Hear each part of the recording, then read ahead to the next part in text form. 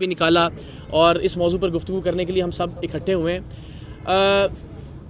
مجھ سے بڑے اختلافات ہو سکتے ہیں آپ کو، مثال کے طور پر عمران ریاض بھائی سے مجھے بہت سارے اختلافات ہیں، صدیق جان صاحب سے بڑے نظریاتی اختلافات ہیں، لیکن کچھ پوائنٹس ایسے ہونے چاہیے کہ جو ہمیں اندازہ ہو کہ یہاں پر کم سے کم ہم سب نے متفق ہونا ہے۔ اور پھر آپ نے دیکھا کہ جب عمران ریاض خان صاحب سے ان کے ساتھ ظلم روا رکھا گیا تو پھر میں اپنی بساط کے مطابق جہاں جہاں ممکن تھا میں نے بھی کوشش کی، صدیق جان صاحب کے لیے بھی آواز اٹھائی۔ تو کم سے کم یہ ایک نقطہ مجھے لگتا ہے شف والی سرکار کے حوالے سے کہ یہ معاملہ نہ میری ذات کا معاملہ ہے، نہ یہ صرف ہماری برادری کا معاملہ ہے ہم سب کا۔ یہ آپ یقین کیجئے، میں بڑی دیانتداری سے اور میں مکمل یقین رکھتا ہوں اس بات کے اوپر کہ یہ پاکستان کے امیج کا معاملہ ہے، یہ دین اسلام کے امیج کا معاملہ ہے، یہ تصوف کے، خانقاہوں کے، درگاہوں کے امیج کا معاملہ ہے، اور سب سے بڑھ کر جو ہمارا عقیدہ ختم نبوت ہے اس کے تحفظ کا معاملہ ہے۔ آپ یقین کیجئے ایک ایسا آدمی کہ جو بسم اللہ ٹھیک سے نہیں پڑھ سکتا، میں اللہ اور اس کے رسول کو گواہ بنا کے آپ کو یہ بات بتا رہا ہوں کہ اس آدمی کو نماز پڑھنی نہیں آتی۔ میں نے 2 دن پہلے ریکویسٹ میں بڑے مؤدبانہ انداز میں کہا کہ دیکھیں لوگوں کو شک ہے کہ آپ اللہ کے ولی ہیں یا نہیں ہیں، آپ سے ریکویسٹ ہے کہ آپ ہمیں نماز سنا دیں۔ وہ ایسا نہیں کر سکے۔ میں 4 گھنٹے تک یہ گلا پھاڑ کے ان کے ساتھ لائیو ان کے اڈے پر بات کرتا رہا۔ میں نے کہا جی ایک آیت سنا دیں آپ ہمیں۔ آپ سب جانتے ہیں کہ وہ ایک آیت بھی نہیں سنا سکے، بلکہ وہ جس سلسلہ تصوف کا حصہ ہونے کا دعویٰ کرتے ہیں اس کے بہت بڑے بزرگ ہیں، سلسلہ چشتیہ کے بہت بڑے بزرگ ہیں، خواجہ معین الدین چشتی اجمیری صاحب، ان کا نام تک نہیں آتا تھا ان کو، خواجہ محی الدین چشتی علی اجمیری کہتے رہے ان کو، اور بار بار کہتے رہے اس سے پہلے بھی ویڈیوز کے اندر۔ تو جو شخص بسم اللہ ٹھیک سے نہیں پڑھ سکتا، کوئی ایک آیت ٹھیک سے نہیں پڑھ سکتا، کوئی نماز کا کوئی واجبات نماز میں سے کوئی چیز نہیں سنا سکتا، وہ اللہ کا ولی کیسے ہو سکتا ہے؟ ہمارا چلے اس بات پر بھی اعتراض نہیں ہے۔ میرا اعتراض یہ ہے کہ ہمارے لیے بڑا حساس عقیدہ ہے، عقیدہ ختم نبوت۔ آپ میں سے کیا کوئی آدمی اس حلیے، اس وضاقتہ یا اس کردار کے آدمی کو سپہ سالار ختم نبوت ماننے کے لیے تیار ہے؟ کبھی نہیں۔ یعنی ہم یہ چاہیں گے کہ یہ آدمی ہمارے عقیدے کا سپہ سالار ہو، یہ آدمی دین کا چہرہ بن جائے۔ ویری انفارچونیٹ، آج 10 سال کے بچے سے 30 سال کے نوجوان تک آپ پوچھیں پیر کسے کہتے ہیں، اس سے پوچھیں ولی کیا ہوتا ہے، اس سے پوچھیں عقیدہ ختم نبوت کا سپہ سالار کسے کہتے ہیں، اس کے ذہن میں بدقسمتی سے ایک ہی نام آئے گا اور وہ نام ہے حق خطیب کا، اس لیے کہ اس نے سوشل میڈیا پہ اسی کے ڈرامے دیکھے ہیں۔ اس کو لگتا ہے کہ پیر کا یا تصوف کا یا خانقاہوں یا درگاہوں کا مقصد ہی یہ ہوتا ہے یا شکل ہی یہ ہوتی ہے۔ اینڈ ناٹ اونلی دیٹ، آپ تصور نہیں کر سکتے، اب جب سے ہم نے اس کو شروع کیا تو ہمیں اندازہ ہوا روزانہ کی بنیاد پہ درجنوں ویڈیوز آ رہی ہیں، بلال یہاں موجود ہیں گواہ اس بات کے، جو لوگ متاثر ہیں ان کے۔ بلوچستان سے ایک کینسر کی مریضہ چلتی ہے، سندھ سے ایک 10 سال کا معذور بچہ چلتا ہے جسے یورین بیگ لگا ہوا ہے، اور وہ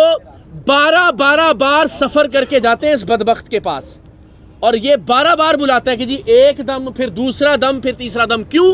کیونکہ پورے پاکستان میں اس کا ٹرانسپورٹ نیٹ ورک ہے، یعنی اگر آپ نے لاہور سے جانا ہے نا بلاوڑا شریف تو کوئی بس نہیں جائے گی وہاں پہ، اس کے ایجنٹ جو ہیں وہ آپ کو بتائیں گے کہ جی پیر مکی سے بدھ کے دن اس ڈیٹ کو بس چلے گی، اور جہاں 4000 روپے کرایہ ہوگا 40,000 روپے کرایہ لیا جائے گا۔ تو ایک ذریعہ آمدن تو یہ ہے، لوگوں کو صرف ذلیل کرنے کے لیے 12 بار 15 بار بلوایا جاتا ہے، اور وہ لوگ بیچارے جن کے گردے فیل ہو چکے ہیں، جو ڈائلیسس پہ ہیں، جن کی کیمو تھراپیز ہو رہی ہیں، وہ لوگ جن کے بچے معذور ہیں، جن کی بزرگ والدین بیماری کا شکار ہیں،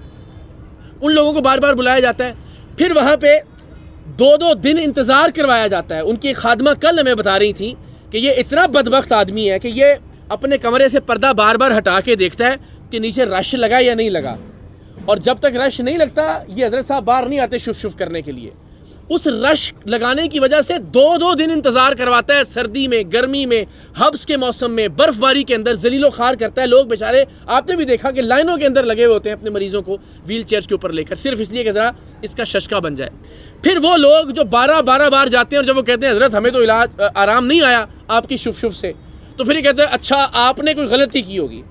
یعنی اس کو بولتا ہے کہ جی آپ نے لہسن نہیں کھانا، آپ نے بڑا گوشت نہیں کھانا وغیرہ وغیرہ، کہتا نہیں آپ نے ان میں سے کوئی چیز کر لی ہوگی، لہٰذا اب 12 بار بلاوڑا شریف آئیں۔ اگر کلر سیدہ پہ ہے، اگر بلاوڑا ہے تو کلر سیدہ پہ بلاتا ہے۔ پھر جب 12 بار مزید بلایا جاتا ہے، اس کے بعد پھر اس کے چیلے کہتے ہیں حضرت آپ کے اوپر بڑا سخت کسی نے جو نا وہ کالا جادو کیا ہوا ہے، لہٰذا آپ 80 دیگیں دیں۔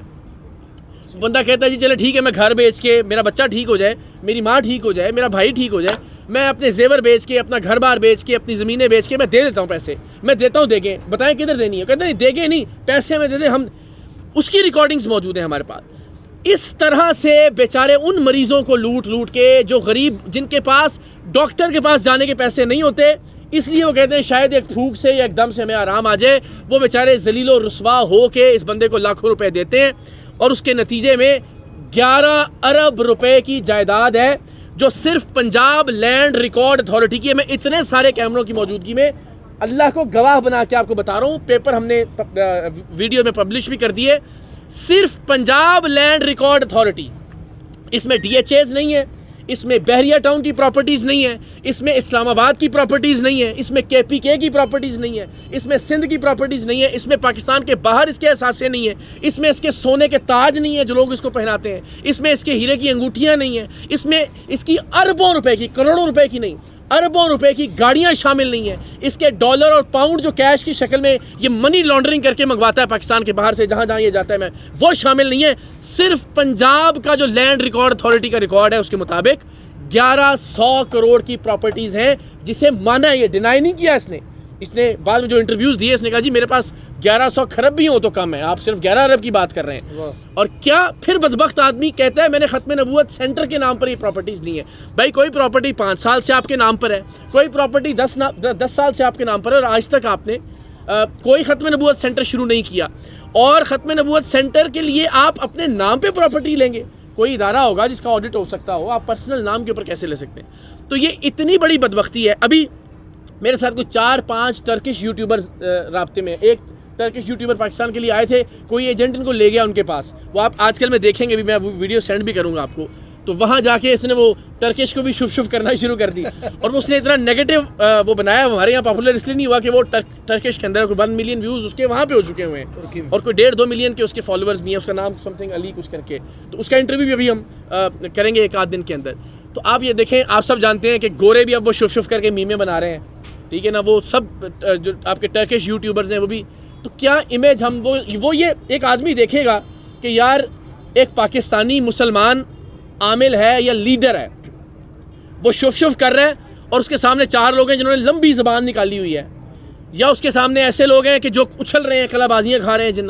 پاکستان کا, دین کا, اسلام کا کیا امیج جا رہا ہے؟ میری آپ سب سے ریکویسٹ ہے کہ اس ایک معاملے کے اوپر ہم سب کو اکٹھے ہو کر اپنے طور پر ایک آواز بلند کرنی چاہیے. اس لیے کہ یہ آپ یقین کریں, آپ کوئی ایک ویڈیو بھی دیکھیں گے جو اس کے متاثرہ لوگ ہیں, رات کو بعض اوقات نیند نہیں آتی کہ یار اتنا ظلم بھی کوئی انسان کر سکتا ہے. تو میری ریکویسٹ ہے کہ آپ لوگ پلیز اپنی اپنی کیپیسٹی میں, پروردگار آپ کو اس کی جزا دے.